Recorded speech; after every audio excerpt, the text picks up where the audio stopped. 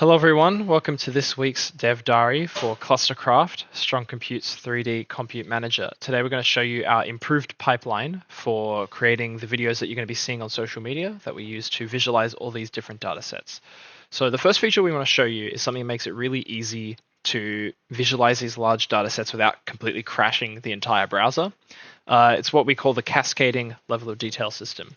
So if we open our little code window here, which we introduced in a previous week, and we create a cluster that is extremely big, let's say I'm going to remove this one here, and we're going to just have one massive cluster with like, let's say, what's a good number of GPUs for this, you reckon? 125. 125,000.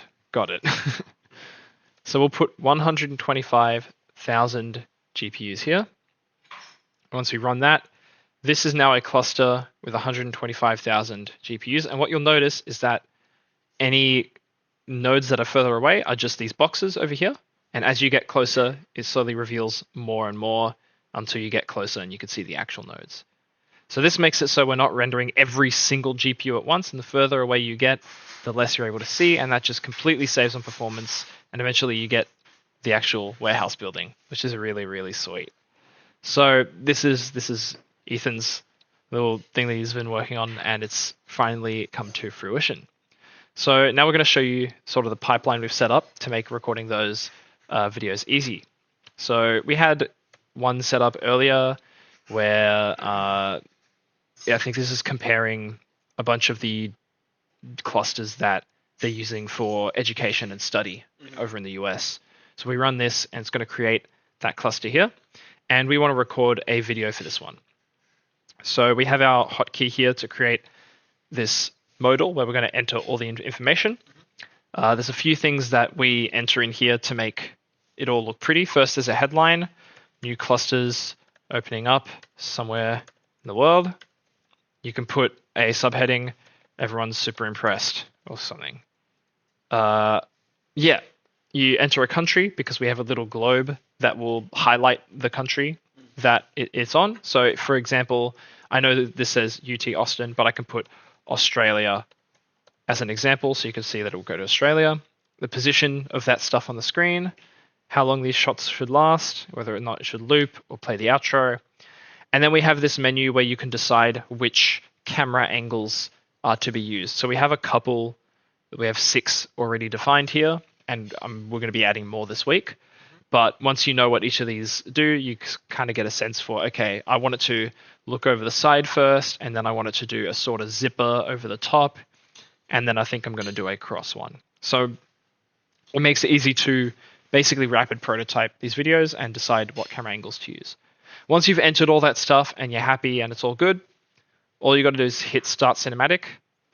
It'll give us a countdown, so you can tab over to OBS and like start the recording. And then the camera angles start and you're recording. So we've got these cool labels on the side to sort of show the labels for the clusters from the camera angles you can actually see, because they were too small over there, you can't really see them. But there, yeah, it will just go ahead and play. At this point, we'll be recording for social media, and you just kind of wait it out.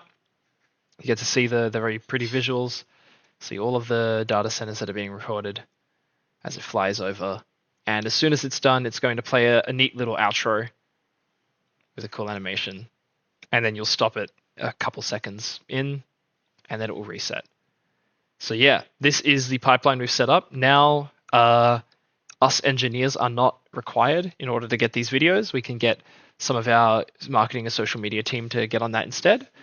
And it is a lot easier to get up on social media because you don't need editing software to chop the front and the end off. So yeah, it's really super quick to get running.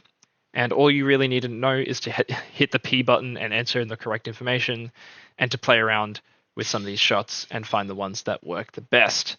So that's what we've been working on, is the pipeline for this recording. This week, Ethan's going to be doing a lot more of the visual side for GPUs. I've seen he's working on adding little decals to the GPUs or the nodes to show what like brand they are from. And we're working on fixing some bugs that we have with the GPU scales and stuff. Currently the positions are like all wrong. They're just like hovering over the ground. And I'll be working on better camera angles and cooler shots for that cinematic mode, because currently once you get past like what 300,000 GPUs, the camera just it becomes unreadable. So we're adding some better camera angles to better show those off. I know that we want to do one where it like hovers over the name first and then goes out to each cluster, like one of those videos where they show how tall buildings are across the world. Yeah, that's the next direction for this. So thank you very much.